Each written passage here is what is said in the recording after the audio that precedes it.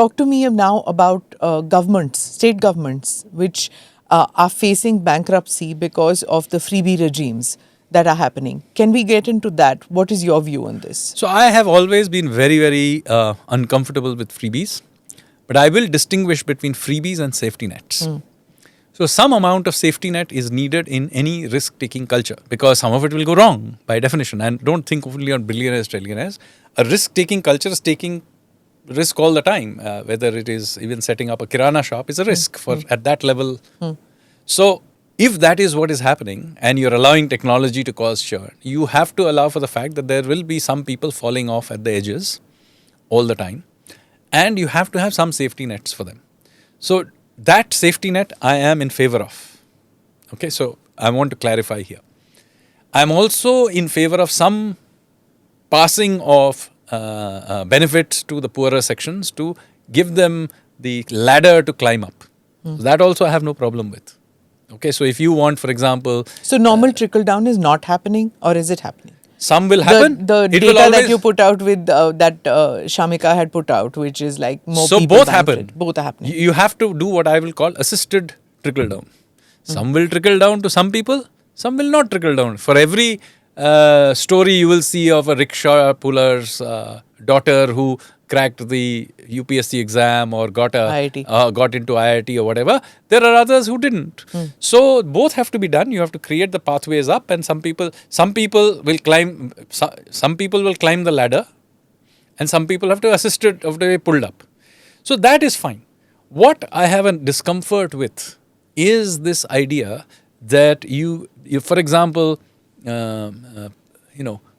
freebies of women can do ticketless travel in buses. Now, it doesn't really, it's not targeted, whether you're rich or poor. A poor man is as worthy of being supported on public transport as a woman. This is just a clear case of freebie. It's not a large amount usually.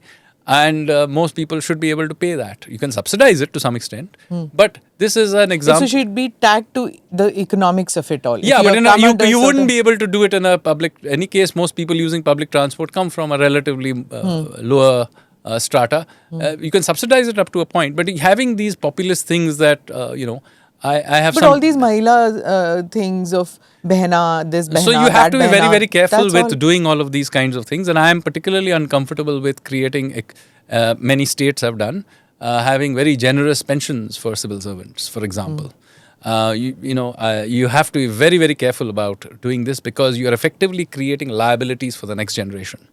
Because most pensions, now you can have pay-as-you-go schemes, but if you are creating systems that will be paid out of current revenues, then be very, very clear that as our demographic turns at the end of this cycle, after 25 years, the population of working age will shrink.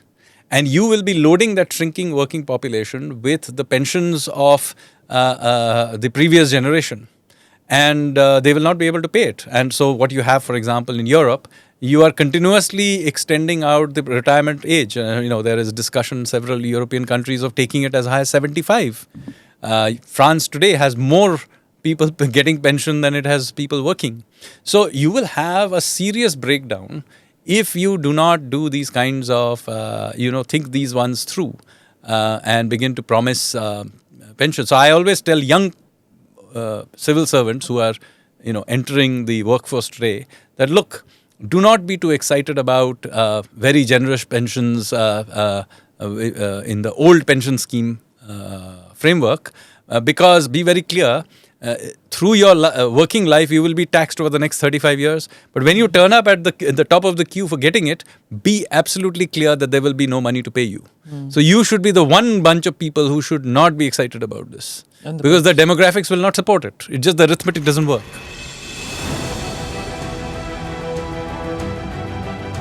Namaste, Jai Hind. You're watching ANI podcast with Smita Prakash. अगर हम उसको मस्जिद कहेंगे तो फिर विवाद होगा। The issue is टूटा है क्या भारत? 400 पार का मतलब ये है कि संविधान खतरे में है। क्या हम लोग ये निर्देश देते हैं कि फला को गिरफ्तार करके जेल डाल दें? वही तो कह रहे हैं सब। ये बेबुनियाद निराधार आरोप। सच्चा सुनना चाहो देखो स्मिता प्रकाश ANI. It does not lie.